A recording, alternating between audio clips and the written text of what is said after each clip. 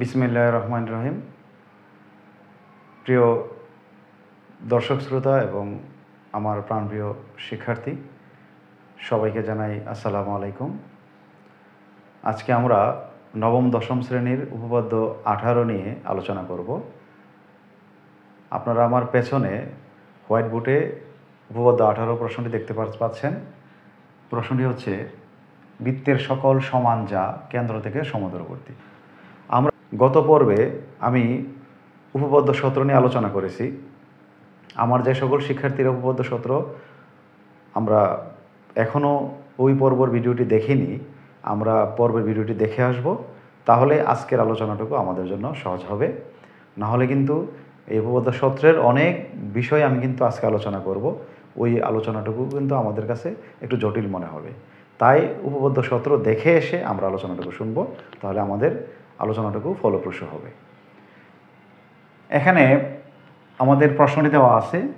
আমরা প্রথমে যে কাজটি করি, প্রশ্ন থেকে একটা চিত্র অঙ্কন করার চেষ্টা করি। যেহেতু বলছে বৃত্তের সকল সমান যা কেন্দ্র থেকে সমদূরবর্তী, তাহলে আমরা একটা বৃত্ত অঙ্কন করতে হবে। আমরা একটা বৃত্ত অঙ্কন করি। মনে করি এটি একটি আমাদের বৃত্ত এবং তার কেন্দ্র হচ্ছে ও, আর দুইটি সমান যা আমরা নিলাম। যেহেতু আমি হাতে অঙ্কন করছি, একটু বিশ্রী মনে হচ্ছে। হ্যাঁ, আমরা যারা শিক্ষার্থী তারা কিন্তু অবশ্যই কাটা কম্পাস আমরা ইউজ করব।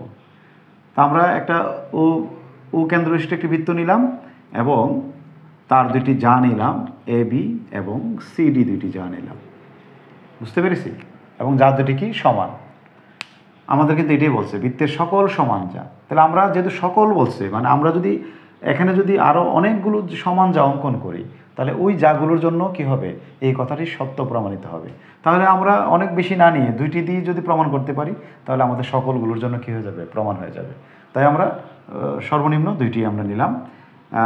কেন্দ্র থেকে সমদূরবর্তী দেখাতে হবে ও কেন্দ্র থেকে এ বি এর যে দূরত্ব, কেন্দ্র ও হতে সিডি এর দূরত্ব একই হবে।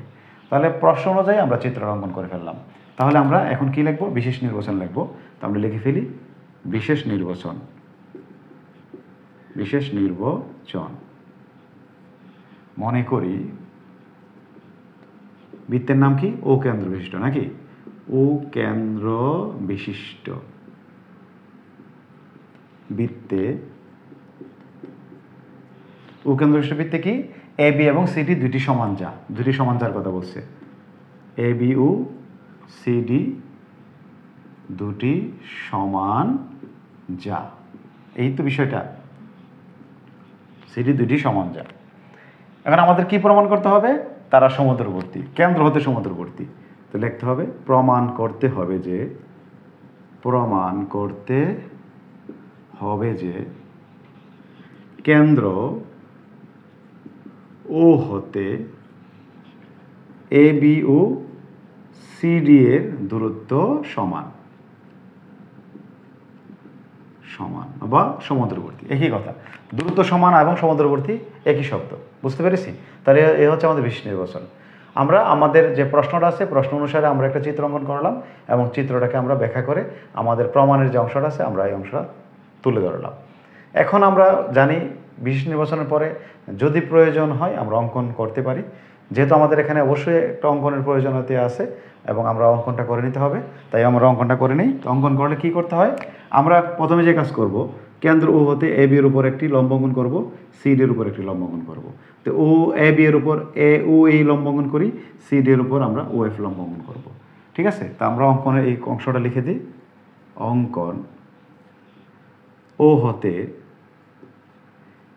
এ বি এর উপর ওই এবং সিডি এর উপর ওএফ লম্ব আঁকি। আমরা লম্ব অঙ্কন করে ফেললাম। তারপর কি করব, আমরা এ কমা ও যোগ করব, সি কমা ও যোগ করে নেব আমরা। তাহলে এ কমা ও এবং সি কমা ও যোগ করি, সি কমা ও যোগ করি। এই হচ্ছে আমাদের অঙ্কনের পূর্ণতা। আমাদের অঙ্কনের কাজটি শেষ হয়ে গেল।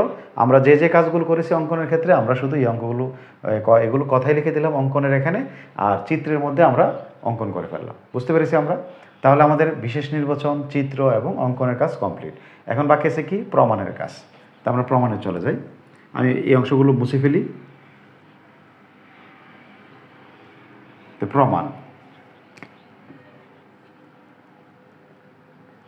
প্রমাণ প্রমাণ কি, আমরা এই দুইটা ত্রিভুজকে নিয়ে আমরা প্রমাণ করব। ত্রিভুজের এ ও ই একটি ত্রিভুজ, আর একটা ত্রিভুজ হচ্ছে সি ও এফ। তা আমরা যেহেতু গত পর্বে 17 নং উপপাদ্য 17 নংটি দেখেছি, তাহলে আমরা মোটামুটি দুইটা ত্রিভুজের তুলনা করা আমরা অবশ্যই মোটামুটি জানি। তাহলে আমরা এই তথ্য দ্বারাই আমরা একটু প্রমাণ করার চেষ্টা করি কি কি সমান আছে দুইটা ত্রিভুজের, তাই আমরা লিখবো এখানে। আমরা যদি দেখি এ ও ই আর সি ও এফ এর মধ্যে কি সমান, এই এ ও এবং সি ও বাহুটি সমান। এ ও এবং সি ও বাহুটি সমান। কেন সমান? কারণ তারা ব্যাসার্ধ। কারণ আমরা জানি সকল ব্যাসার্ধ কি সমান, তাই আমরা তাদেরকে সমান লিখতে পারলাম। তারপর আমরা কি লিখতে পারি বলতো?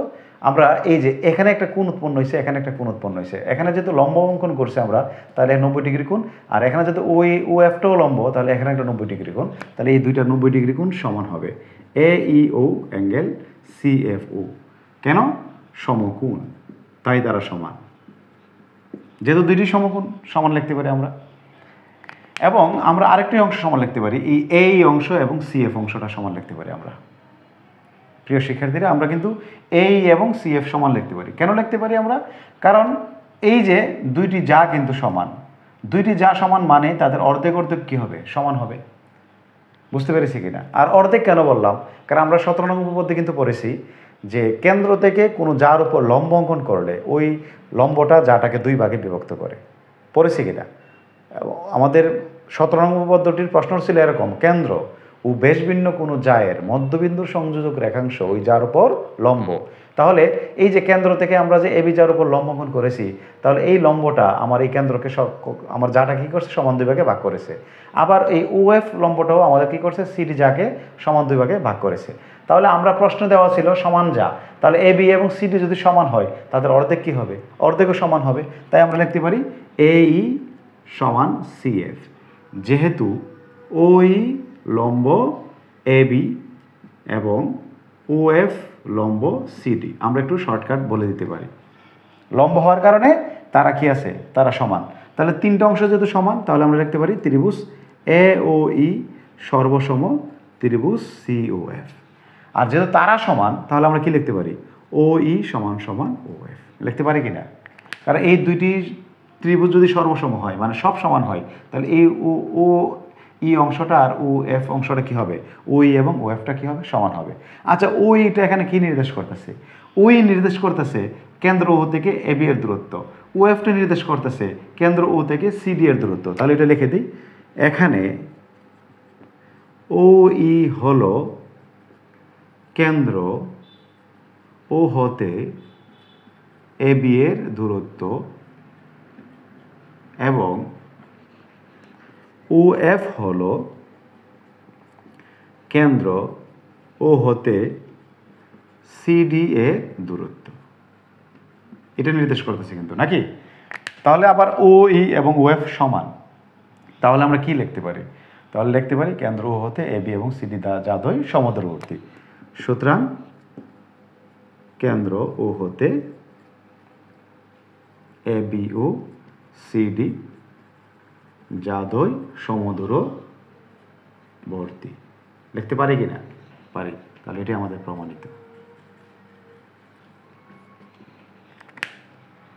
তাহলে প্রিয় শিক্ষার্থীরা, আমরা পূর্বেকার যত উপপাদ্য আছে আমাদের ক্লাস 8-এর বা ক্লাস 7-এর, এই উপপাদ্যগুলো কিন্তু এখন আমাদের সূত্রের মতো কাজে লাগবে।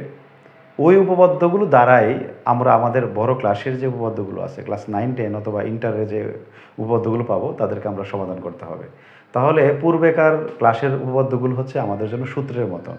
যেমন আজকে আমরা 17 নং উপপাদ্য দ্বারা কিন্তু একটা পয়েন্ট লিখেছি আমরা।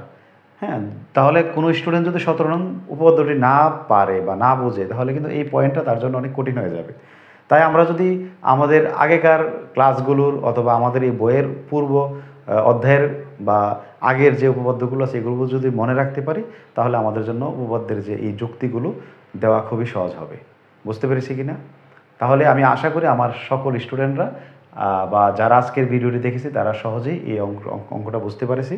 যদি বুঝতে পেরে থাকি আমরা, তাহলে আমরা কয়েকবার এটাকে প্র্যাকটিস করি এবং সপ্তাহ অন্তর অন্তর আমরা যদি এই উপপাদ্যগুলোকে একটু চোখ বুলাই দেখি, তাহলে উপপাদ্যগুলো আমরা খুব সহজেই মনে রাখতে পারবো। স্যারের চ্যানেল এবং পেজটি লাইক এবং সাবস্ক্রাইব করে রাখি। আমার জন্য সবাই দোয়া করবেন, আমি যাতে সুস্থ থাকতে পারি এবং আপনাদের মাঝে আরও নতুন নতুন ভিডিও নিয়ে আসতে পারি। সবার প্রতি ভালোবাসা এবং দোয়া রেখে আজকের ভিডিওটি এখানে শেষ করলাম। আল্লাহ হাফেজ।